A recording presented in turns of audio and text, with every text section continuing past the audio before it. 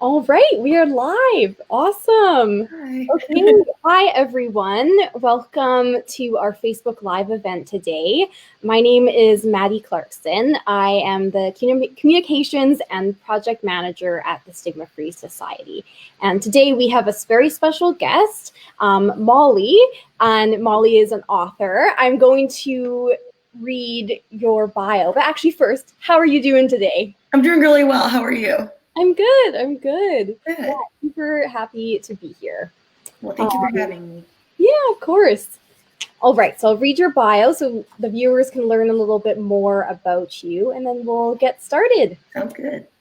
So, Molly Burford, is that correct? Burford? Close enough, Burford.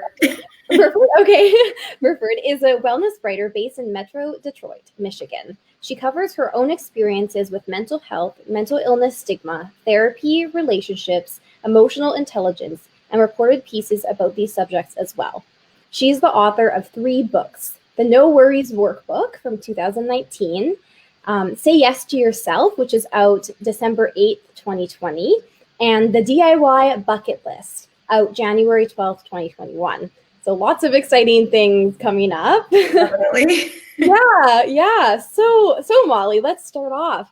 Tell us a bit about yourself. How did you come to be where you are today? How did you come to be an author? And yeah, just tell us a little bit about yourself.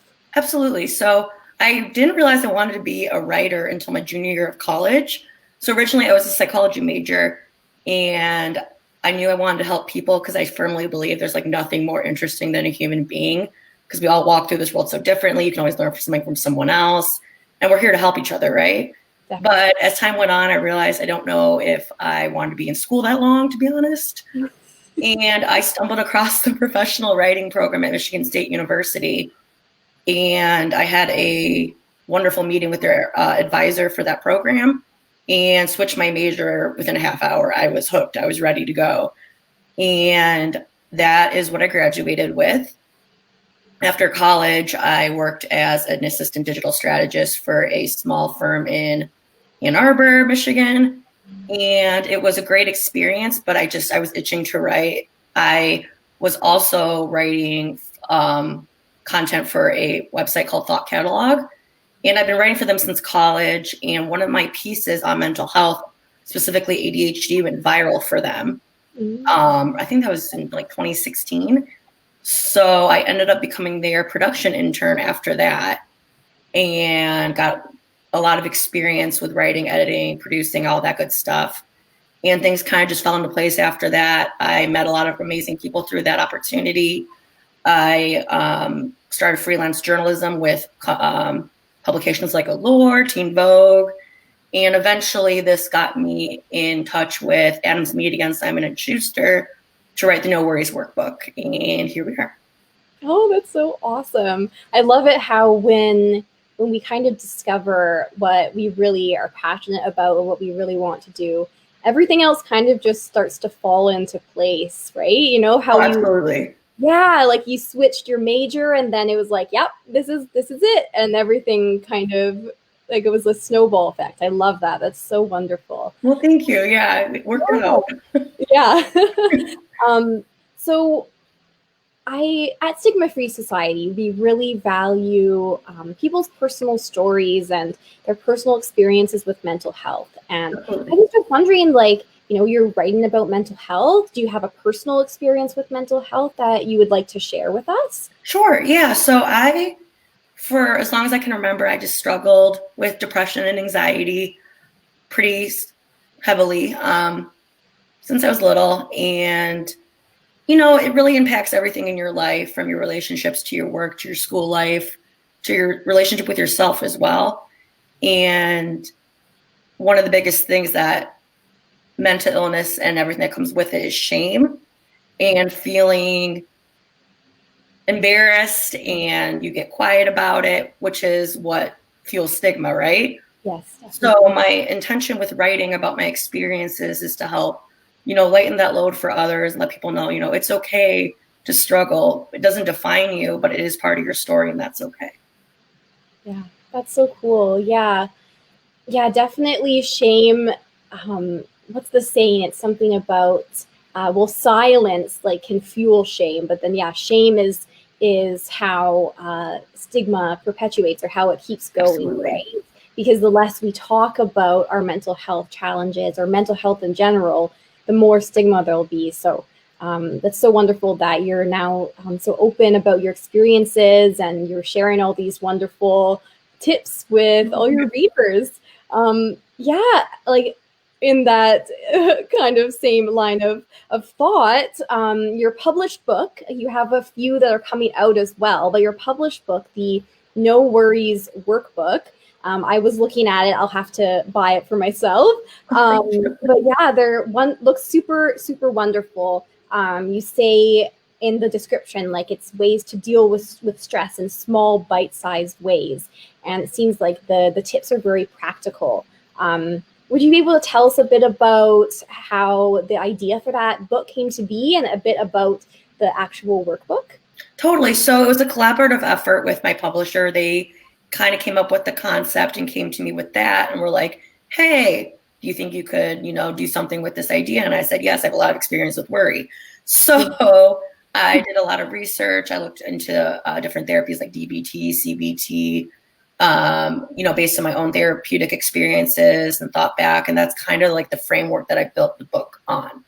I really wanted it to be actionable, in the moment kind of help, because, a lot of it is theoretical. Like, you'll read an article, be like, oh, when you're in a spiral, do this. But when you're in a spiral, it's really hard to retrieve that kind of data and that like information from your brain, because you're in a spiral, right? Yeah, exactly. So having this book, it's, actionable, it's nearby, you can pick it up in those moments. And, turn to page, there's like a spiral disengage section. There are, sections to remind you that, social media can really fuel a lot of anxiety. I mean, it's really kind of a pretty comprehensive coverage of what it means to worry today and feel a little anxious. Yeah, that sounds really, really great. I think it's super important to have those tips that break down simple things, because when you're in a spiral, or when you're super, super worried about something, or super anxious, it's very hard to pull like tips and coping mechanisms. Oh God, I'd say it's impossible. It's almost impossible, exactly. So having a workbook that you can be like, oh, I can pull this out and I can do some activities. Oh, that's so great. Thank you. I really hope it helps. I mean, that's kind of what I told myself when I wrote it. I said, if I helped one person, I'd be happy. And I just really hope that's true. And yeah, totally. Yeah. So, right. So there's different activities. I read there's also like journal prompts and stuff like that. Very cool. Yeah. So, do you find that you also use these strategies, like as you were absolutely. The book? Yeah. So you also use them in your kind of coping mechanisms? Yeah, because I wanted to also, do the research and make sure that I was, giving really actionable, research-backed advice. And so a lot of these things, I did a therapy called DBT. So there was a lot of like influence from that and things like that. And just like practicing mindfulness and being in the moment, because oftentimes worry is about future situations, and there's a lot of mindfulness work throughout the workbook. Very from cool. DBT kind of inspiration, I suppose. Nice. Yeah, so you're so CBT is the kind of therapy method, or DBT? DBT, so it's called dialectical behavioral therapy. I did do CBT too. I've done a lot of therapies. Yeah. Me too. So what is DBT? I actually don't know very much about it. Would you be able to explain a little bit? Absolutely. So it is actually a therapy created by Marsha Linehan. She is a therapist, and I believe she created it in the 60s. Don't quote me on that, on the year, but it is research-backed. It is shown to be particularly effective for people with borderline personality disorder. And it's based in mindfulness and emotional regulation, distress tolerance, and effective communication, which are all, the building blocks of being a functional human, right? So that is a therapy I did, and it was a really helpful, it was the most helpful therapy I've ever done. Wow, that's awesome. And now you can share it with tons of people through your workbook. That's so great. I'm crying. And you also have 2 more books coming out. Wow, you've been busy. It's true. Yeah, it's been a little busy. Yeah, so would you be able to tell us about those that are coming out? Totally. So Say Yes to Yourself, the one that comes out next week, December 8th, it is a self-empowerment kind of not workbook, just like a quick read. It is a bunch of lessons in empowering yourself and feeling good in your own skin, helping you to live authentically and show up as who you are and being okay with that. They did a great job with the illustration. I'm really, really excited about it. My publisher did a great job with the illustrations to really make it an engaging, helpful read. So I'm really excited about it. Very cool. And then the DIY bucket list is more of like a guided journal to help you figure out what it is that's important to you to get done in your one life. So that was really cool to work on as well. Yeah, I read in the description of that one, do everything you've ever dreamed of, big or small. Yeah. I think that's great. Yeah. Going back to Say Yes to Yourself, you mentioned how it helps people to live authentically. And I also realized or noticed that you had that on your Instagram. I'm curious what that means to you. Like, what does authentic living mean? And I feel like it's actually something that's pretty hard for us to do Absolutely. in this day. So yeah, I'd love to hear your thoughts on that and why it's super important for our mental health. Absolutely. So when you live authentically, you are showing up as you are in all your pieces, the messy parts, the good parts, the less desirable parts, and you embrace all of those pieces, right? And this will help mental health because it really helps you take accountability of who you are, but also appreciation for who you are. And I would argue, like you said, it is very difficult to do that today because we're always told what to be, who to be. We're always put in these boxes based on so many factors of who we are, right? Yeah. And it takes courage to, be who it is you are, even if it's not what society or anyone else really wants you to be. Yeah. Yeah, that's super awesome. I've actually been exploring that in my personal mental health journey right now. It's just like what it means to be authentic and just be transparent about like your mental health challenges or mental health in general, because we all have mental health. We all have good days and bad days, and yeah, it's important to just talk about those things because again, like that's how we reduce stigma, right? Absolutely. Yeah. And I'm glad that you're also, looking into that authentic living lifestyle, if you will, because it really is so important because we only get one shot at this life, and it'd be a shame if you try to show up as someone else. And yeah, totally. Yeah. And like with social media, that makes it very hard as well, because on there, we always talk about how it's a highlight reel and people are only posting when they feel really good. But how do you show up authentically, like on your social media? Like, how do you feel? Because like you're kind of like, an influencer as an author. How do you show up authentically for your followers? I write about my experiences in the best way I know how, in my own voice. I'm pretty much an open book. Yeah. So on my Instagram, for example, I have little like snippets of writing on there, and all of those are inspired by my own life and my own lessons that I'm currently learning or struggling to learn. And the personal experiences I share, I think, really do help me show up as I am. And I hope it gives other people the, courage, I suppose, to hopefully do the same and own their story. Because we all have one, right? Yeah, we all have a story. And everyone's story is important and unique. Definitely. Yeah, I think that's very, very cool. So you have such a variety of messages, I feel, that you bring to your followers and your readers. For you, what are the main messages that you really like to communicate to your followers or to your readers and supporters? That you're okay as you are, like you really, really are. I mean, there's so much that we feel bad about, but the truth of the matter is what we go through, someone else is, absolutely going through. And I would bet that if you heard your story told by someone else, you wouldn't judge them. So like, why would you judge yourself? And just to really exercise self-compassion. I mean, the world's gonna be hard enough on us. The last thing you need to be is your own worst enemy. Yeah. So just, own it. All the quirks and the good parts and everything. I mean, we're all multidimensional beings, and each of those parts make us who we are, and all of them are relevant. Yeah, for sure. Yeah, I think that's a wonderful message and something that we all really need to hear right now.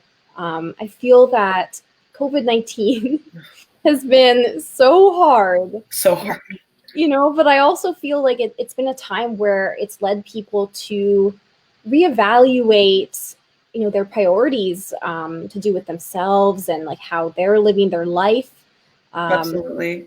Yeah. How do you feel that COVID-19 has affected your mental health and even like the message that you've been portraying to your supporters? Well, I mean, I've had to spend a lot more time alone. I live alone during a pandemic, so it's been learning a lot about me and spending time with me. I'm a very extroverted person, so, having to go inward more and just be with myself has made me realize that I have quite a bit of work to do, and that's okay. I mean, I'm doing it. But I'd also say, with this time we've been given, you really learn to value your relationships and being very present when you are with people. I actually lost my grandma to COVID in April, and some things that I would want my followers and everyone to know is something that she's always done is that she was just pure love. I mean, she really was. So just to be kind to each other. I mean, especially right now, there's so much disagreement, and I think that we really do just need to practice just being nice to each other. I think it would go a long freaking way. Yeah, totally. Yeah, just that little conscious effort to just be more kind to people. I think that is something that we can all work on. I think so. And there's a saying, it says, hurt people hurt people. Mm-hmm. So often if someone is unkind, it's something, going on internally, but that's your responsibility. It's not fair for you to do that to others. So the work that you do for yourself is good for everyone else too.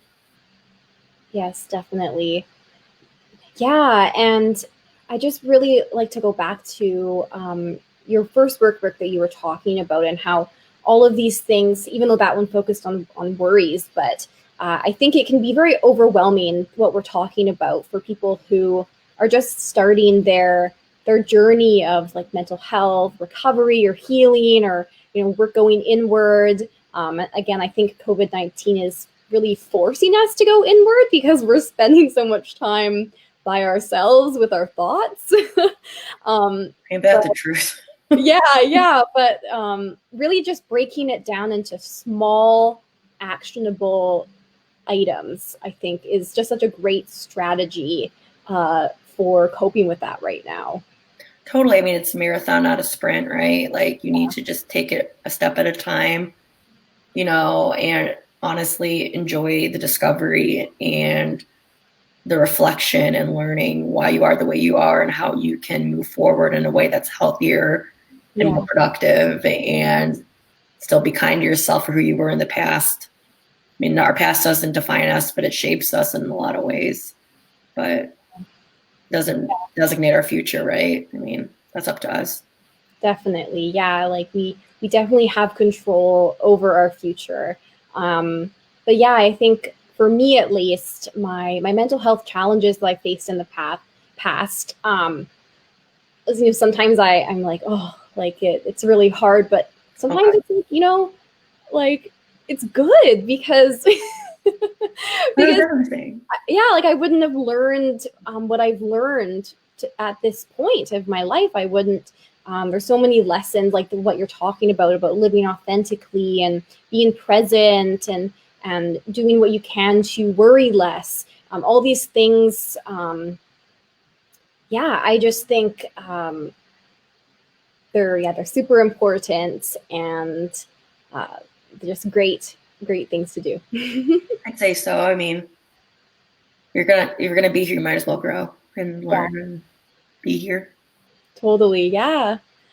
So so how has it been also during COVID-19 and releasing books? Because I know that a lot of authors, when you can have in-person gatherings, have book releases and book launches and events and stuff like that. How has that been for you as an author in this time? It's actually been okay. I mean, the first book came out last year, a couple months before all of this went down. Right. But I mean, a lot of people just shop online anyway. So, I mean, hasn't really affected me too much, I don't think. So that's good. But it would have been really cool to have like a meetup or something like that. That could have been really neat, but maybe 2021, 22. Yeah, hopefully. Post-COVID world. Oh man, yeah. Who knows, right? Who knows? Who knows, really? Yeah. So what's next for you? Like you've already written all these amazing books and they're being published. Are there like next ideas or next projects that you are working on that you'd like to share? I am continuing to write for various publications and pitching. I write for Medium a lot. I do some publishing on there for like some of my essay style writing. And I have some other things in the works. Can't really talk too much about it yet, but we're working on it. Awesome. Very cool. Yeah. One other thing that I wanted to talk about, we talked about so many important things, like again, like being authentic and being present, and self-empowerment and achieving the dreams that you want in your life. But another thing that you talk about is emotional intelligence, and I'm curious, like what that means to you and why it's important. Yeah, so for me, emotional intelligence is really understanding, one, what exactly you're feeling, what your emotion is, and also what it's trying to tell you and how you can work your way through that feeling. Our emotions are great communicators. There's a reason we feel them, and they can show us a lot about us, our relationships, the way we see the world. And I think it's been really critical for me, particularly to understand emotion. I mean, I struggle with emotional regulation, and to understand what I'm feeling, I'm like, okay, like right now I'm very sad. So this is what I'm going to do to work through that, or sit with it, let myself feel it. And then I can work my way through it more easily rather than be like, what the heck am I feeling right now? I don't even know. I don't know how I'm going to get through this. Yeah. But you always do. It's just, there's some ways more effective than others in dealing with tough feelings, right? Yeah, for sure. Yeah, I love that you say that, like sitting with your feelings and really feeling those emotions.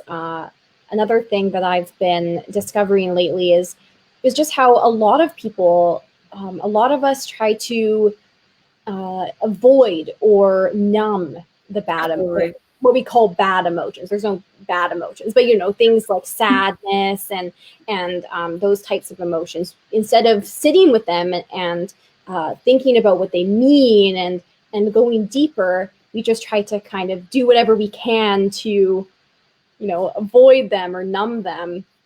Exactly. Yeah, and I feel like that's that's something that a lot of people don't actually know. Like, do you know kind of how you came to that realization of how it's important to like sit with your emotions and practice this emotional intelligence?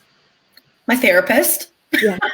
So, yeah, she was very, very helpful in that part of my journey. But yeah, I mean, it'll pass quicker if you actually let yourself feel it, right, rather than push it down, because eventually it'll come back up in other ways. It always does, any kind of difficult feeling. But I'd also argue, something I was talking to my mom about actually, that not every fleeting feeling also does need to be completely dissected. Sometimes anxiety just shows up and you can acknowledge it and sit with it for a minute, but you don't want to like give it too much power by being like completely overly addressing it, right? Because that gives it more power too. So it really is like a delicate balance, like to feel your feels, but also put it on the shelf and let it be for a minute. Yeah, totally. So that's what therapy is great for. And I really wish, there was a way everyone could have access. I mean, there are ways, but that's another conversation. But yeah, I just think it's really important to seek help and seek guidance if you need it, because there's no shame in it. I mean, it's okay to ask for help. Yeah, definitely. There's that stigma piece again, right? How people, the stigma really prevents people from reaching out for help sometimes. And absolutely. Yeah, I've also found therapy so helpful. And yeah, like I believe the same thing. Like everyone should have therapy. Everyone should go to therapy. I think we'd all be doing good. Especially right now. Gosh, seriously. Yeah, but of course, well, hopefully our society works towards that being a more accessible resource for sure. But absolutely. But yeah, I mean, at the Stigma-Free Society, we focus on a lot of like mental health education, and we have like preventative education. That's great. Yeah, like before the crisis. A lot of ours is targeted towards youth. We also have resources for like school counselors, teachers, parents, guardians. So like that's a way. There are lots of resources. There's your amazing books that you've written that have great strategies that break down, just break down wonderful things that you can do to help you with worry, and I just think that's so great. Lastly, I would love for you to tell our viewers today where they can find your books and where they can buy them. That's important. So the easiest way to find them is on the Simon & Schuster website. It's linked in my Instagram bio, but you can also order all of them on Amazon, Barnes & Noble, all those usual spots. Okay, awesome. Yeah, I'm just going to read out one last time the titles and just a little descriptions I have of them, just so that if anyone missed that, because it's very important, to support Molly. So the first one that's already been released is the No Worries Workbook. 124 lists, activities, and prompts to get out of your head and on with your life. I love that. And it's ways that you can deal with stress in small, bite-sized ways. There are a bunch of different activities that are very practical. And then December 8th, so next week, Say Yes to Yourself is being released. 50 plus uplifting lessons in self-empowerment, self-confidence, and self-worth.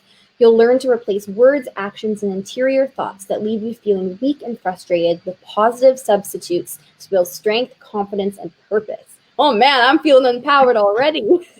Yay! That's so good. And then lastly, the DIY bucket list, January 12th, 2022. Yes. Awesome. So that's 100 plus prompts, lists, and ideas for planning the rest and best of your life. Do everything you've ever dreamed of, big or small. That's so good. So yeah, so I hope that the viewers today look into those, because I know I will. Thank you so much for the support. Yeah, so is there anything else before we close up that you'd like to share with everyone? Just to stay safe and well during these really trying times, and take care of each other, right? Yeah, definitely. Let's take care of each other. That's great. Great message. Awesome. It was so nice to meet you. Thank you so much for having me. This means a lot to me. So Yeah, thank of course. If you could stay on as I end the live, and then I can thank you after that. But everyone who's watching, thank you so much for being here today. And this video will be posted on Facebook and on our YouTube channel afterwards, so you can watch it again and go back and write down all the great things that that we talked about. And I will actually link to the books and to Molly's Instagram and Twitter in the comments of the Facebook, so you'll have access to that. Thanks, everyone. Really appreciate it. Awesome. Bye. Bye.